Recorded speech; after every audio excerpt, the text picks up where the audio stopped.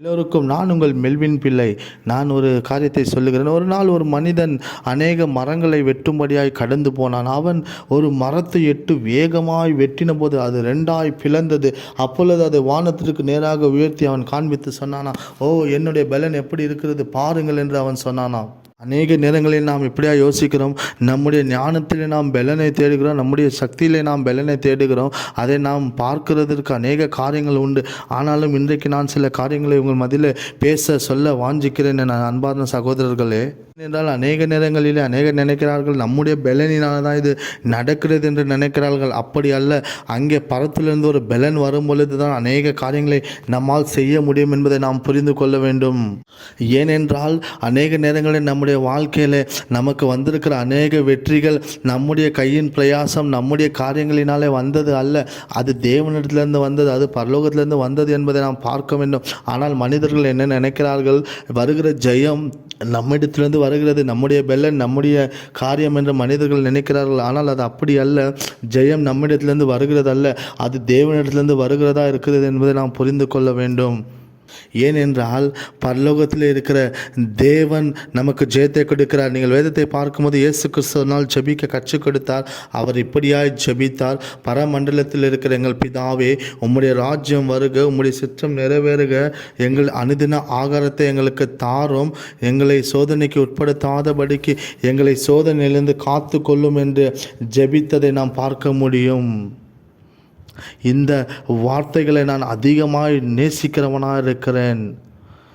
இந்த ஆவிக்குரிய காரியத்தை நமக்கு காண்பிக்கிற இந்த வார்த்தைகளை நான் அதிகமாய் நேசிக்கிறேன். ஏனென்றால் ஒரு ஜெபத்திலே இது ரொம்ப முக்கியமான ஒன்று. பரலோகத்தில் இருக்கிற தேவனை அழைப்பதும் அவருடைய ராஜ்யத்தை ஸ்தாபிக்க நாம் கேட்பதும், இப்படி அநேக காரியங்கள் நம்முடைய வாழ்க்கையில் வருவது நமக்கு ரொம்ப அவசியமாக இருக்கிறது. அதில் ஒரு முக்கியமான ஒரு வார்த்தை இப்படியா இருக்கிறது, ஒரு வசனம். அது மிகவும் சந்தோஷத்தை கொடுக்கிற ஒரு வார்த்தை. ஓ, நம்முடைய பாவங்களை எடுத்து போடும், நம்மை சோதனைக்கு உட்படுத்தாதும் என்று சொல்கிற வார்த்தை அதிக சந்தோஷத்திற்குரிய வார்த்தையாக இருக்கிறது. சில நேரங்களிலே நாம் இந்த வார்த்தைகளை அதிகமாய் நேசிக்கிறோம். சில நேரத்தில் நாம் பாவம் செய்த போது தேவனிடத்தில் வராதபடிக்கு நாம் நிற்கும் பொழுது நமக்கு இந்த வார்த்தைகள் நம்மை தேவனிடத்தில் சேருவதற்கு உதவி செய்கிறதா இருக்கிறது. சில நேரங்களில் நாம் நல்லவர்களாக இல்லாத பட்சத்தில் நாம் தேவனிடத்தில் வருவதற்கு யோசிப்போம், தேவனிடத்தில் வருவதற்கு தயங்குவோம் அல்லவோ. அப்போது இந்த ஜெபமானது நமக்கு எவ்வளோ உதவியாக இருக்கிறது. இந்த ஜெபத்தில் நாம் பார்க்கும் பொழுது இந்த ஜெபம் நமக்கு கற்றுக் கொடுக்கிறது ஒன்று, எங்களை சோதனைக்கு உட்படுத்தாலும் நாங்கள் மன்னிப்பது பிறரை மன்னிப்பது போல எங்களையும் மன்னியும் என்று கேட்கிற இந்த வார்த்தை எவ்வளவு இன்பமான வார்த்தையாக இருக்கிறது. அதனால் இந்த வார்த்தைகளை நான் அதிகமாக நேசிக்கிறேன். அநேக நேரங்களில் தவறான எண்ணங்களோடு நாம் இருக்கும் பொழுது இந்த வார்த்தைகள் நம்மளை சரியான இந்த பாதைக்கு நேராக நடத்தும். கர்த்தரை நோக்கி கூப்பிடும் பொழுது அவருக்கு நேராக நம்மை நடத்தும். அநேக காரியங்கள் அப்படி நமக்கு நடக்கும். நம்மை இந்த மூடத்தனத்திலிருந்து நம்மை விடுவிக்க ஜெபம் அவசியமாக இருக்கிறது.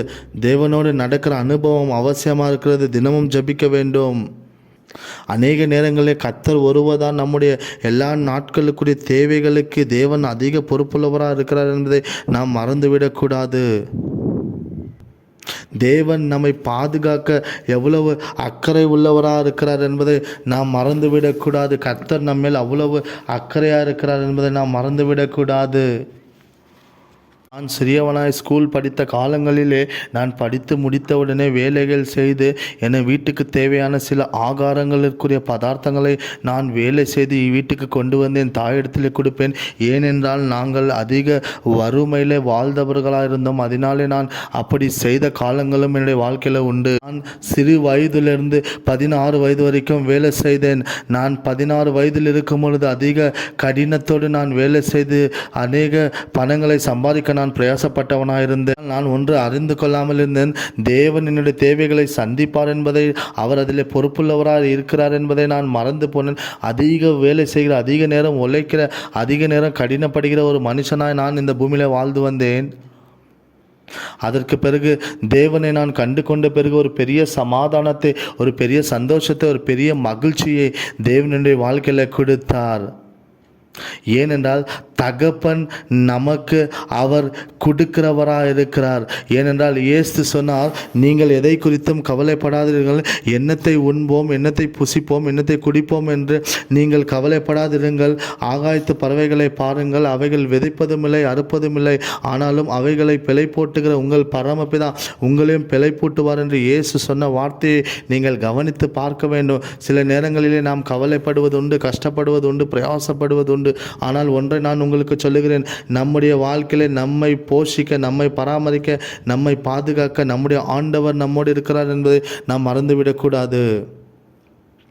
ஆனால் முதலாவது கர்த்தருடைய ராஜ்யத்தையும் அவருடைய நீதியையும் நாம் தேட வேண்டும், அப்பொழுது இவைகள் எல்லாம் கொடுக்கப்படும் என்று இயேசு சொன்னதை நீங்கள் மறந்துவிடக்கூடாது. இதை சொல்லுவதற்கு முன்பதாக இயேசு இந்த வார்த்தைகளை சொல்வதை நீங்கள் பார்க்க முடியும்.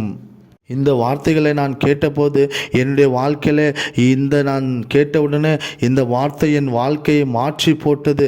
ஏன் நான் அதிக நேரம் கஷ்டப்பட்டு கடினப்பட்டு கொண்டிருந்த எனக்கு, நீ முதலாவது கர்த்தருடைய ராஜ்யத்தினுடைய நீதியம் தேடு, பிறகு இவைகளெல்லாம் கொடுக்கப்படும் என்று சொன்ன உடனே, நான் இதை கேட்டவுடனே என்னுடைய சூழ்நிலை மாறினது.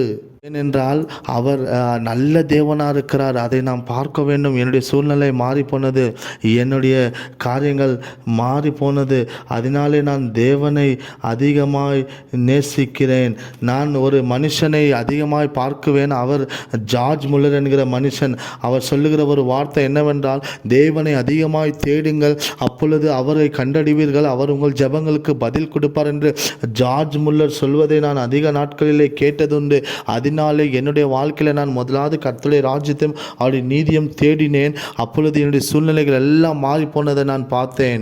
ஏனென்றால் நீங்கள் தேவனுடைய பொறுப்பாக இருக்கிறீர்கள். உங்களுடைய தேவைகளை சந்திக்கப்படுவதற்கும், உங்களுக்கு சமாதானத்தை கொடுப்பதற்கும், உங்களுக்கு நன்மையை கொடுப்பதற்கும் அவர் சிறந்த தேவனாக இருக்கிறார். அதை நாம் செய்ய வேண்டும் என்றால், அதை பெற்றுக்கொள்ள வேண்டும் என்றால் நாம் என்ன செய்ய வேண்டும் என்று நான் உங்களுக்கு காண்பிக்க விரும்புகிறேன். ஏனென்றால் ஒரு நாள் ஒரு மனிதனுக்கு சில பொருட்களை நான் கொடுக்க போயிருந்தேன். அப்பொழுது அவர் இல்லை எனக்கு வேண்டாம் என்று சொன்னார். அப்பொழுது நான் இந்த வசனங்களை அவருக்கு காண்பித்து, இதை நீங்கள் பெற்றுக்கொள்ளுங்கள் என்று சொன்னேன். ஏனென்றால் அந்த மனிதன் நல்லாய் கடினமாய் உழைத்து கஷ்டப்பட்டு வாழ்நாள் எல்லாம் கஷ்டப்பட்டு பிரயாசப்பட்ட மனுஷனாயிருந்தான். அவனுடைய பிள்ளைகளுக்கும் அப்படிதான் கஷ்டத்தை கொடுத்து அவர்கள் கஷ்டப்பட்டு பிரயாசப்பட்டவர்களாக இருந்தார்கள்.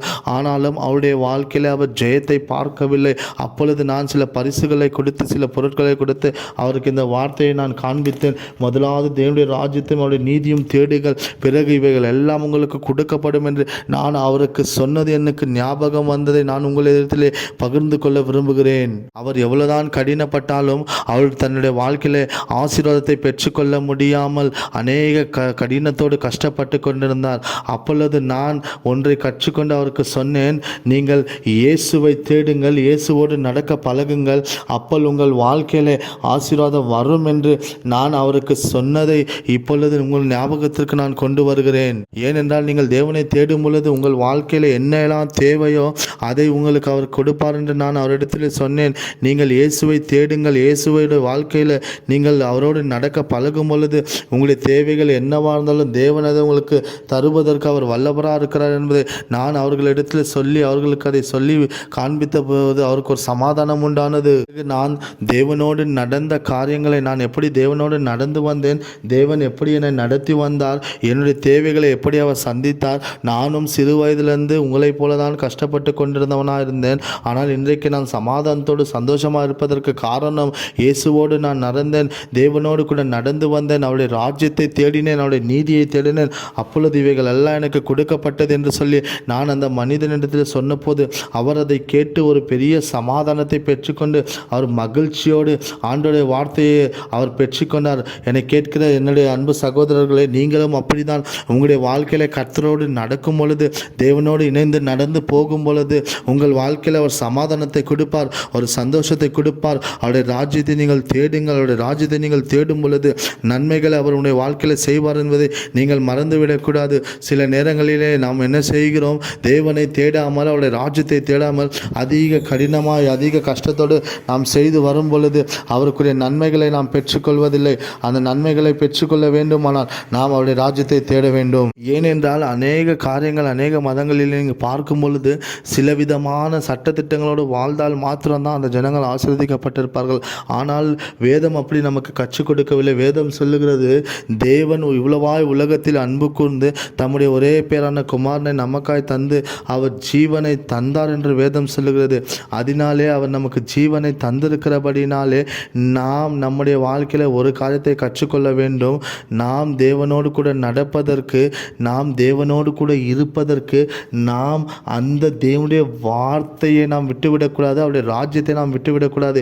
இதை நாம் கற்றுக்கொள்ளும் பொழுது நம்முடைய வாழ்க்கையில் நன்மை நடக்கும். ஏனென்றால் தேவன் நம்மை நேசித்து தம்முடைய ஒரே பேரான குமாரனை நமக்காய் தந்து நம் மேலே அன்பு கூர்ந்தபடினாலே நாம் அதை கற்றுக்கொள்கிறவர்களாக இருக்கிறோம் என்பதை நாம் மறந்துவிடக்கூடாது. ஏனென்றால் எல்லாம் தேவனிடத்திலிருந்து வருகிறதா இருக்கிறது. அப்போஸ்தலனாகிய பவுல் இப்படியாய் சொல்லுகிறார், ஒருவன் விதையை போடுகிறான், ஒருவன் தண்ணீர் பாய்ச்சுகிறான், ஒருவன் பாதுகாக்கிறான், ஆனாலும் அதை விளைய செய்கிறவர், அதை அந்த விதை மேலே வர செய்கிறவர் தேவனாக இருக்கிறார் என்பதை அப்போஸ்தலனாகிய பவுல் சொல்வதை நாம் பார்க்க முடியும். அதை போல தான் நம்முடைய வாழ்க்கையிலே நாம் செழித்து வருவதற்கு நம்முடைய கையின் பிரயாசங்கள் அல்ல, கர்த்தரோடு நடப்பதற்கு தேவனுடைய ஆசீர்வாதம் நம்மேல் வருவதற்கு நாம் தேவனோடு நடந்தால், இயேசுவோடு நாம் இணைந்து நடக்கும் பொழுது அந்த ஆசீர்வாதம் நம்முடைய வாழ்க்கையில் வரும் என்பதை நாம் ஒரு நாளும் மறந்துவிடக்கூடாது. அதற்காக நாம் தேவனுடைய ராஜ்யத்தை தேடுகிற பிள்ளைகளாக இருக்க வேண்டும். அநேக நேரங்களிலே நமக்கு இருக்கக்கூடிய காரியங்களிலே நாம் ஓடிக்கொண்டே இருப்போம். சம்பாதிப்பதிலே, பணம் சேர்ப்பதில், அநேக காரியங்களிலே நாம் இப்படியாக யோசித்து கொண்டிருப்போம். ஆனால் வேதம் திட்டமாய் சொல்லுகிறது, கர்த்தரை தேட வேண்டும், கர்த்தரை ராஜ்யத்தை தேட வேண்டும். அப்பொழுது தான் நமக்கு ஆசீர்வாதமும் செழிப்பும் உண்டாகும் என்பதை நீங்கள் புரிந்து கொள்ள வேண்டும். இதுதான் அப்போஸ்தலனாகிய பவுல் சொல்லுகிறார். அநேக நேரங்களிலே நாம் பிரச்சனைகளோடு போகும் பொழுது நமக்கு நன்மை உண்டாக வேண்டும் என்றால் கர்த்தரோடு நாம் நடக்க பழக வேண்டும். ஒரு நாள் ஒரு பெரிய பணக்காரன் என்னுடைய இடத்துல வந்தார். அவர் என்னிடத்தில் பேசிக்கொண்டு, உங்களை பார்ப்பது சந்தோஷம் என்று அப்படி இப்படி என்று பேசிக்கொண்டிருந்தார். அவர் என்னோடு அமர்ந்து சில நேரம் பேசிக்கொண்டிருந்தார். அவர் நல்ல உடைக்கப்பட்டு கஷ்டத்தோடு வந்திருந்தார். ஆனால் அவர் ஒரு நல்ல ஐஸ்வர்யவானாக இருந்தார். அவர் என்னோடு பேசும் பொழுது சொன்ன சில காரியங்களை நான் உங்கள் முன்னோடு பகிர்ந்து கொள்ள விரும்புகிறார். அது என்னவெனில், அவர் நல்ல ஐஸ்வர்யவானாய் பணக்காரனாக இருந்தார். ஆனாலும் அவருடைய உள்ளம் உடைக்கப்பட்டு போனது. ஏன் என்று சொன்னால், அவருக்குள்ளே சமாதானம் இல்லை. அவர் கஷ்டப்பட்டு சம்பாதித்திருந்தால் அவருக்குள்ளே சந்தோஷம் இல்லை. என கேட்கிற கர்த்தருடைய பிள்ளைகளை, அநேக பணக்காரர்களுடைய நிலைமை இன்றைக்கு அப்படிதான் இருக்கிறது. நாம் பார்க்கும் பொழுது அநேக பணக்காரர்கள் இப்படி தான் இருக்கிறார்கள். அவர் உடைக்கப்பட்டு வந்த இடத்துல பேசினார். அப்போ நான் சொன்னேன், ஐயா, நீங்கள் முதலாவது கர்த்தருடைய ராஜ்யத்தை தேடுங்கள், அவருடைய நீதியை தேடுங்கள், அப்பொழுது உங்களை சூழ்நிலை மாறும் என்று நான் அந்த மனிதனிடத்தில் சொன்னேன். அப்படி தான் என்னுடைய வாழ்க்கையில் நடந்தது என்று என்னுடைய வாழ்க்கையில் நடந்ததையும் நான் அவருக்கு சொன்னேன். அப்பொழுது அவர் அதை கேட்டபோது மகிழ்ச்சியோடு அந்த இடத்தை விட்டு அவர் கடந்து போனதை நான் பார்த்தேன். எனக்கு அன்பார்ந்த சகோதரர்களே, நீங்கள் இதை செய்வதற்கு நீங்கள் இதை கற்றுக்கொள்ள வேண்டும் என்று நான் உங்களுக்கு சொல்லுகிறேன். ஏனென்றால் இப்படி இவ்வளவு கடினத்தோடு இந்த மனிதன் இருந்தான். அப்பொழுது அவன் என்னிடத்தில் பேசின போது நான் இந்த வார்த்தைகளை அவருக்கு சொன்னதினாலே அவருடைய இருதயமானது காயம் கட்டப்பட்டது. நான் அவருக்கு சொன்ன, நீங்கள் கர்த்தருடைய ராஜ்யத்தை தேடுங்கள், அப்பொழுது உங்கள் இருதயமானது காயம் கட்டப்படும் என்று சொன்னேன். ஏனென்றால் அநேக மனிதர்கள் அவரை துன்புறுத்தியிருந்தார்கள். அவர் நல்ல ஐஸ்வர்யம் உள்ளவனாய் சம்பத்துள்ளவனாய் இருந்திருந்தும் அவனை அநேகர் நிந்தித்து அவனை பலவீனப்படுத்தினதினால அவன் சோர்ந்து போய் இடத்துல வந்திருந்தார். நான் அப்போது அவருக்கு சொன்ன வார்த்தை, நீங்கள் கர்த்தருடைய ராஜ்யத்தை தேடும் பொழுது உங்கள் வாழ்க்கையில் கர்த்தர் சமாதானத்தை தருவார் என்று நான் அவருக்கு சொல்லி அனுப்பின பிறகு அவர் அந்த இடத்திலிருந்து சமாதானத்தோடு கடந்து போனதை நான் பார்த்தேன். ஒருவேளை நீங்கள் இந்த மாதிரி கஷ்டங்களுக்குள்ளாய் போகலாம். உங்களுடைய சரீரத்தில் பலவீனமாக இருக்கலாம். உங்களுடைய தொழிலில் நீங்கள் பிரச்சனையோடு கடந்து போய் கொண்டிருக்கலாம். அதற்கு நீங்கள் பிரயாசப்பட வேண்டிய அவசியங்கள் இல்லை. நீங்கள் கர்த்தரை தேடும் பொழுது, தேவனோடு நடக்கும் பொழுது, அவருடைய ராஜ்யத்தை தேடும் பொழுது நன்மைகளை தேவன் உங்கள் வாழ்க்கையில் செய்வார் என்பதை நீங்கள் மறந்துவிடக்கூடாது. நான் உங்களுக்கு உற்சாகப்படுத்த விரும்புகிற ஒரு காரியம் என்னவென்றால், முதலாவது கர்த்தருடைய ராஜ்யத்தையும் அவருடைய தேதியும் தேடுங்கள், அப்பொழுது இவைகள் எல்லாம் உங்களுக்கு கொடுக்கப்படும் என்பதை நான் உங்களுக்கு விரும்புகிறேன். இதை பெற்றுக்கொள்ள நீங்கள் தேவனிடத்தில் விசுவாசத்தை கேளுங்கள். அடுத்த காரியங்களுக்கு கடந்தங்களுக்கு போகும் பொழுது, விசுவாசத்தை கேளுங்கள். கர்த்தருடைய கரம் உங்களோடு இருக்கும். ஏனென்றால் அவர் ஒரு நல்ல மேய்ப்பனாக இருக்கிறார். உங்களை நடத்த, உங்களை பாதுகாக்க, உங்களை பராமரிக்க, உங்களை போஷிக்க அவர் வல்லவராக இருக்கிறார். இருக்கிறார். இயேசு ஒரு நல்ல மேய்ப்பன் என்று வேதம் சொல்லுகிறது. நான் என்னுடைய வாழ்க்கையில் அதை தான் கண்டு கொண்டேன்.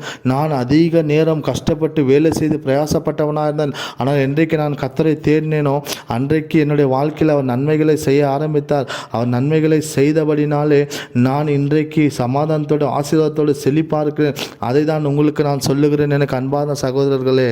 ஏனென்றால் வாழ்க்கை கடினமாகும் பொழுது, வலிகள் வரும்போது, பிரச்சனைகள் வரும்போது, சோர்வுகள் வரும் பொழுது, போராட்டங்கள் வரும் பொழுது நீங்கள் அதிலிருந்து வலிகளை கண்டுபிடித்து வெளியே வருவதற்கு நீங்கள் பார்க்கும் பொழுது அது நடக்காது.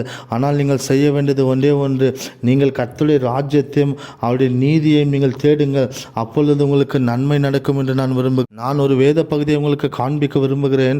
நெகேமியா தீர்க்கதரிசனம் அதிலே 9ஆம் அதிகாரம் 19வது வசனத்தை நான் உங்களுக்கு காண்பிக்க விரும்புகிறேன். இதில் என்னவென்றால், ஜனங்கள் மனம் போன போக்கில் வாழ்ந்து கொண்டிருந்தார்கள். ஆனாலும் பிறகு அவர்கள் பெரியவர்கள் என்று நினைத்து கொண்டிருந்தார்கள். அதற்கு பிறகு அவர்கள் தேவனிடத்தில் வந்து அவர்கள் மனம் திரும்பி எல்லாம் கூட்டமாய் கூடி கர்த்தரை நோக்கி கூப்பிட்டதை நாம் அந்த அதிகாரத்திலே பார்க்க முடியும். அவர்கள் கர்த்தரிடத்தில் ஜெபித்தார்கள். அவர்கள் மனம் திரும்பி ஜெபித்த போது அவர்கள் அந்த அரை நாள் தேவனை நோக்கி ஜெபித்தார்கள். நான் ஒன்று அதில் கண்டு கொண்டேன். நீங்கள் கடினமாய் போகும்பொழுது கர்த்தரை ஸ்தோத்தரியுங்கள். கடினமாய் போகும்பொழுது கர்த்தரை ஸ்தோத்தரியுங்கள். என்ன நடந்தாலும் நீங்கள் கர்த்தரை ஸ்தோத்தரியுங்கள். எல்லா சூழ்நிலைகள் மத்தியில் கர்த்தரை நீங்கள் ஸ்தோத்தரியுங்கள். கர்த்தரை ஸ்தோத்தரியுங்கள். அப்பொழுது உங்களுக்கு சூழ்நிலைகள் மாறும். அதற்கு தான் நெகேமியா 9ஆம் அதிகாரம் 19வது வசனம் அல்லது 20வது வசனத்தை நான் உங்களுக்கு காண்பிக்கிறேன். அவர்கள் அன்றைக்கு முழுமையாய் கர்த்தரை தேடினார்கள், கர்த்தரை துதித்தார்கள்.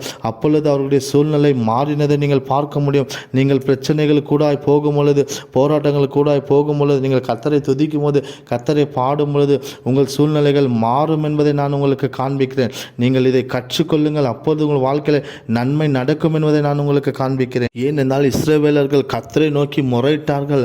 அவர்கள் கூப்பிட்டார்கள். பிரச்சனைகள் நடுவில் கர்த்தரை நோக்கி கூப்பிட்டார்கள். அப்படி கூப்பிடும் பொழுது கர்த்தர் அவர்களுக்கு பதில் தருகிறார்.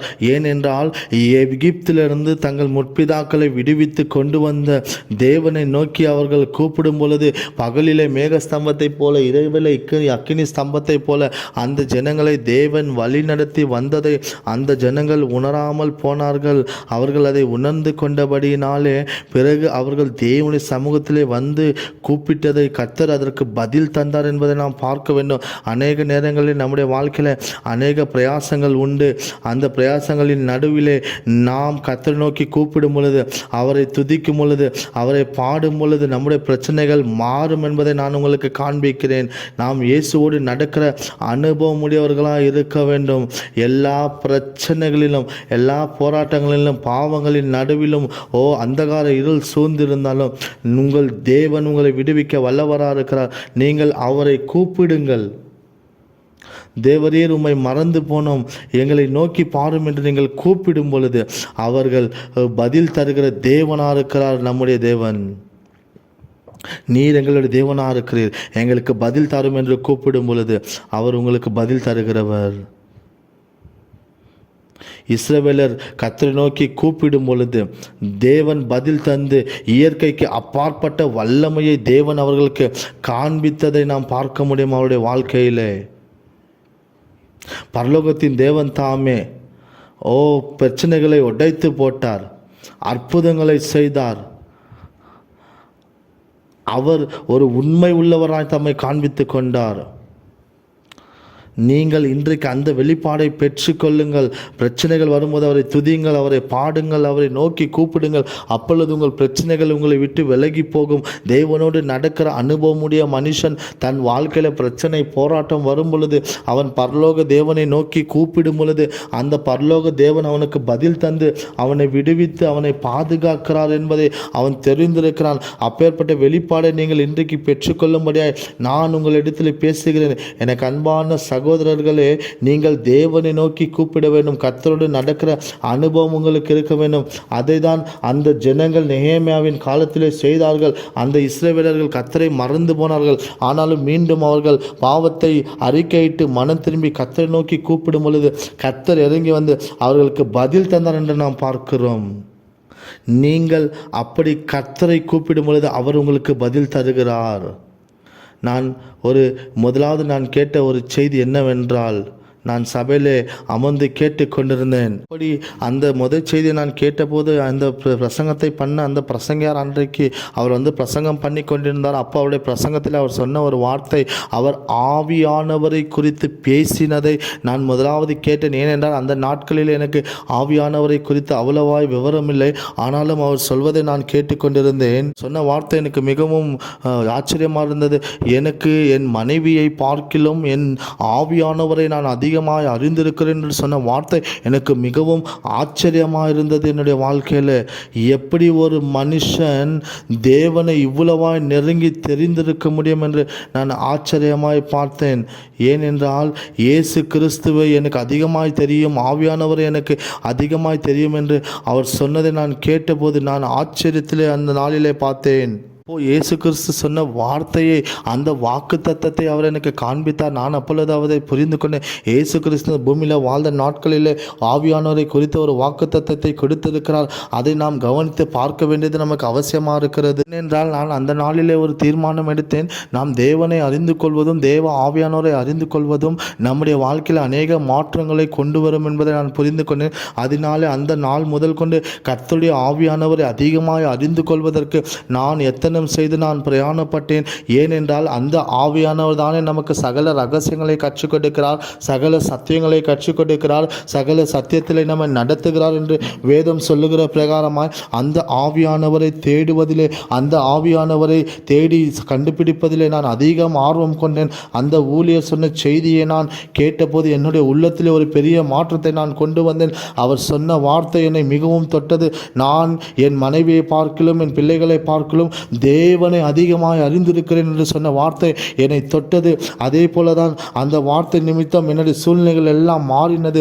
இன்றைக்கு அதை தான் நான் உங்களுக்கு சொல்லுகிறேன். நீங்கள் ஆவியானவரை அறிந்திருக்க வேண்டும். ஏன் என்று சொன்னால் கர்த்தருடைய ஆவியானவர் நம்மளை சகல சத்தியத்துக்குள்ளே நடத்துகிறார் என்பதை நாம் புரிந்து கொள்ள வேண்டும். நாம் வேத புத்தகத்தை வாசிக்கும் பொழுது இயேசு கிறிஸ்து சொன்ன வார்த்தை அதுதான். அந்த வாக்கு தத்தத்தின் ஆவியானவர் நம்முடைய வாழ்க்கையில் வரும்போது நம்முடைய வாழ்க்கையில் மாற்றங்களை அவர் செய்கிறவராக இருக்கிறார் என்பதை நீங்கள் மறந்துவிடக்கூடாது. எப்பொழுதும் நாம் நம்முடைய சூழ்நிலைகளுக்கு கூடாய் கர்த்தரை துதிக்கிறவர்களாக இருக்க வேண்டும், கர்த்தரை பாடுகிறவர்களாக இருக்க வேண்டும்.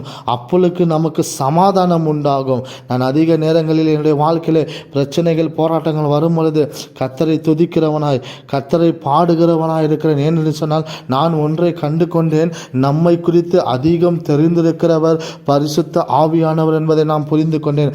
அதனாலே நான் அந்த நாள் முதல் கொண்டு ஆவியானவரை தேடுவதிலே அதிகம் ஆர்வமுள்ளவனாய் நான் காத்திருந்தேன். ஒருவேளை வியாபாரம் செய்கிறவர், தொழில் செய்கிறவர் இருந்தால் நீங்கள் முதலாவது நீங்கள் உங்கள் வியாபாரத்திலே ஜெயம் கொள்ள நீங்கள் தேட வேண்டியது கர்த்தருடைய ராஜ்யத்திலே அதிலே முக்கியமான பங்காளராக இருக்கிற இயேசு கிறிஸ்துவும் அவருடைய ஆவியானவரை நாம் தேட வேண்டியது நமக்கு அவசியமாக இருக்கிறது. அப்பொழுது நம்முடைய ஊழியத்திலே, நம்முடைய வியாபாரத்தில், நம்முடைய குடும்பங்களிலே நீங்கள் ஜெயத்தை பார்க்க முடியும் என்று நான் உங்களுக்கு உறுதியாய் சொல்ல முடியும். நீங்கள் ஆவியானவரை தேடுங்கள் என்று நான் உங்களுக்கு சொல்லிக் கொடுக்கிறேன். அந்த ஆவியானவரை தேடி அந்த ஆவியானவர் உங்களுக்குள்ளே நீங்கள் வர வைத்து கொள்ளும் பொழுது உங்களுடைய சூழ்நிலை மாறும். ஏனென்றால் தேவன் என்ன செய்ய நினைக்கிறாரோ அது அந்த ஆவியானவர் மூலியமாக தான் அவர் செய்வார். ஆவியானவர் வரும் பொழுது நமக்குள்ளேருந்து அநேக காரியங்கள் புறப்பட்டு போவதை, கொழுந்து விட்டு போவதை, அநேக ஃப்ளோயிங்கள் நடப்பதை நீங்கள் பார்க்க முடியும். தேவன், நம்முடைய தேவன் ஆசீர்வாதத்தின் தேவனாக இருக்கிறார். அவர் வறுமையின் தேவன் அல்ல.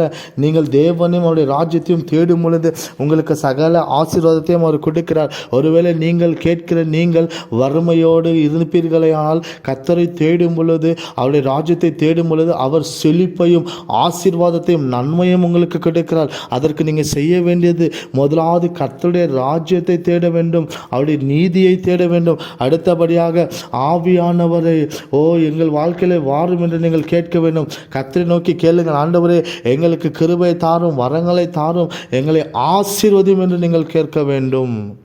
இஸ்ரவேல் ஜனங்கள் அப்படிதான் நெகேமியாவின் காலத்திலே மீண்டும் கர்த்தரை நோக்கி கூப்பிட்டார்கள். அவர்களுக்கு அது நன்மையாய் நடந்தது. அவர்களை அவர் ரட்சித்தார் என்று வேதம் சொல்லுகிறது. நீங்களும் உங்கள் இடுக்கண்களின் மத்தியிலும் உங்கள் பிரச்சனைகள் மத்தியிலும் கர்த்தரை நோக்கி கூப்பிடும் பொழுது, கர்த்தரை நோக்கி பாடும் பொழுது அவர் உங்களுக்கு நன்மை செய்கிறவராக இருக்கிறார். மனுஷனை நோக்கி பார்ப்பதை பார்க்கலாம் கர்த்தரை தேடும் பொழுது உங்கள் வாழ்க்கையில் நன்மை நடக்கும் என்பதை நீங்கள் புரிந்து கொள்ள வேண்டும். இயேசு அப்படிதான் இந்த பூமியில் வாழ்ந்த நாட்களிலே தங்களுடைய சீஷர்களை பார்த்து கேட்ட ஒரு வார்த்தை இப்படியா இருந்தது, நீங்கள் என்னோடு நடக்கும் பொழுது, என்னோட ஊழியத்தில் இருக்கும்போது ஏதாவது குறைவு உங்களுக்கு உண்டானதா என்று கேட்டார். அப்பொழுது சீஷர்கள் இயேசுவை பார்த்து, இல்லை ஆண்டவரே, இல்லை, நாங்கள் எந்த ஒரு குறைவும் நாங்கள் பார்க்கவில்லை என்று அவர்கள் சொன்னார்கள். அதனாலே நான் உங்களுக்கு சொல்லுகிறேன், இயேசுவோடு நீங்கள் இணைந்து நடப்பீர்கள் என்று சொன்னால் உங்கள் வாழ்க்கையில் குறைவை பார்க்க மாட்டீர்கள். இயேசுவோடு நீங்கள் இணைந்து நடப்பதற்கு உங்களுக்கு உதவி செய்வது பரிசுத்த ஆவியானவராக இருக்கிறார். ஏனென்றால் பிதாவாகிய தேவன் தம்முடைய பிள்ளைகள் மேலே எப்பொழுதும் அவர் கருணை உள்ளவராய் அவர்களை நேசிக்கிறவர்களாக இருக்கிறபடினாலே நீங்கள் அவரோடு இணைந்து நடக்க வேண்டும் என்று கர்த்தர் உங்களுடைய வாழ்க்கையில் இன்றைக்கு சொல்ல விருப்பப்படுகிறார். நான் உங்கள் மெல்வின் இப்படியாய் சொல்லுகிறேன், நீங்கள் தேவனோடு இணைந்து நடக்கும் பொழுது, பரிசுத்த ஆவியானவர் உங்களுடைய வாழ்க்கையில் இருக்கும் பொழுது, எனக்கு அன்பான நண்பர்களே, தேவன் உங்கள் வாழ்க்கையில் நிச்சயமாய் ஆசீர்வாதத்தை கொடுப்பார் என்பதை நீங்கள் மறந்துவிடக்கூடாது. அநேக நேரங்களில் நாங்கள் அற்புதத்தை எதிர்நோக்கி காத்திருக்கிறோம். அற்புதங்கள் நடக்கும். நாம் தேவனை நோக்கி பார்க்கும் பொழுது, தேவனை எதிர்நோக்கி காத்திருக்கும் பொழுது அற்புதம் நடக்கும். அதற்கு நாம் செய்ய வேண்டியது தேவனுடைய அன்பில் நிரம்பியிருக்க வேண்டும், கர்த்தருடைய ஆவியில் நிரம்பியிருக்க வேண்டும், தேவனோடு நாம் நடக்க வேண்டும், தேவனுடைய வார்த்தைக்கு கீழ்ப்படிந்து அவரோடு இணைந்திருக்கும் பொழுது அந்த காரியங்கள் நம்முடைய வாழ்க்கையில் நடக்கும் என்பதை நாம் மறந்துவிடக்கூடாது. அப்பொழுதுதான் நமக்கு தேவனுடைய ஒரு வெளிப்பாடு கிடைக்கிறது. அந்த வெளிப்பாடை நாம் பெற்றுக்கொண்ட பிறகு நன்மை நம்முடைய வாழ்க்கையில் நடக்கும். எனக்கு அன்பார்ந்த நண்பர்களே, அநேக காரியங்கள் மாறுவதற்கு, சூழ்நிலைகள் மாறுவதற்கு நீங்கள் கர்த்தருடைய ராஜ்யத்தையும் அவருடைய நீதியையும் நீங்கள் தேட வேண்டும். இஸ்ரவேல் ஜனங்கள் தேடினார்கள். இஸ்ரவேல் ஜனங்கள் கர்த்தரை தேடினார்கள். அவருடைய சூழ்நிலை மாறிப்போனது, அவருடைய பிரச்சனை மாறிப்போனது, அவருடைய போராட்டங்கள் மாறிப்போனது. அதே போல் நீங்களும் கர்த்தரை தேடும் பொழுது உங்கள் பிரச்சனைகள் மாறும் என்று நான் உங்களுக்கு சொல்லுகிறேன். நான் ஒரு கதையை சொல்லி இந்த வார்த்தையை முடிக்க விரும்புகிறேன். ஒரு போதகருடைய கடைசி செய்தியாக இருந்தது. அந்த சபை பேசுவதற்கு முன்பதாக ஒரு வாலிப ஊழியரை அழைத்து அவர் பேசும்படியாக அழைக்கப்பட்டிருந்தார். பிரசங்கம் பண்ணி கீழே இறங்கின போது, அதற்கு பிறகு அந்த ஊழியக்காரர், மூத்த ஊழியக்காரர் மேலே போய் பிரசங்கம் பண்ணினார். சங்கீதம் 23ஆம் அதிகாரம் அதில் 1வது வசனத்தை சொல்லி அவர்களுக்கு பிரசங்கம் பண்ணி, தேவன் என் வாழ்க்கையில் எல்லா நாட்களிலும் இந்த வார்த்தையை கொண்டு என்னை ஆசீர்வதித்தார் என்று சொல்லி அவர் அந்த பிரசங்கத்தை முடித்ததை நான் கேட்டேன். அப்போ இந்த 2 பிரசங்கத்தையும் அவர்கள் கேட்டபோது அதிலே முதலாவது அந்த வாலிப ஊழியக்காரர் பண்ண பிரசங்கம் சங்கீதம் 23 பேசினார். அதுக்கு அதிகமான மனிதர்கள் அதற்கு பதில் கொடுக்கவில்லை. ஆனால் அந்த மூத்த போதகர் அதே சங்கீதத்தை பேசி அவர் இறங்கின போது அநேகர் அதிலே ஈர்க்கப்பட்டிருந்தார்கள். அப்பொழுது அந்த ஊழியக்காரர், வாலிப ஊழியக்காரர் அந்த மூத்த ஊழியக்காரரை போய் கேட்டார், ஐயா, நீங்களும் சங்கீதம் 23 தான் பிரசங்கம் பண்ணீர், நானும் சங்கீதம் 23 தான் பிரசங்கம் பண்ணேன், ஆனால் என்னுடைய பிரசங்கத்தில் இல்லாதது என்ன உங்கள் பிரசங்கத்தில் இருந்தது என்று கேட்டபோது அந்த மூத்த ஊழியர் அந்த வாலிப ஊழியரை பார்த்து சொன்னாரா, உனக்கு அந்த சங்கீதம் 23 இருக்கக்கூடிய அந்த தாவீதை தான் உனக்கு தெரியும், ஆனால் அந்த சங்கீதம் 23 இருக்கக்கூடிய மேய்ப்பனை நான் அறிவேன் என்று அந்த ஊழியக்காரர் சொன்னது இவருக்கு ஆச்சரியத்தை உண்டாக்கினதாம். என்னை கேட்கிற தேவ பிள்ளைகளே, தேவனை அறிய வேண்டும், தேவனோடு நடக்க வேண்டும், தேவனோடு நாம் உறவாட வேண்டும். அப்படி நாம் செய்யும் பொழுது நிச்சயமாகவே தேவன் நம்முடைய வாழ்க்கையில் இருப்பார். இந்த வார்த்தைகளை கொண்டு நான் உங்களை ஆசீர்வதிக்கிறேன். கர்த்தருடைய மகிமைக்காய் நீங்கள் வாழுவீர்கள். கர்த்தர் உங்களை ஆசீர்வதிப்பார். ஆமென்.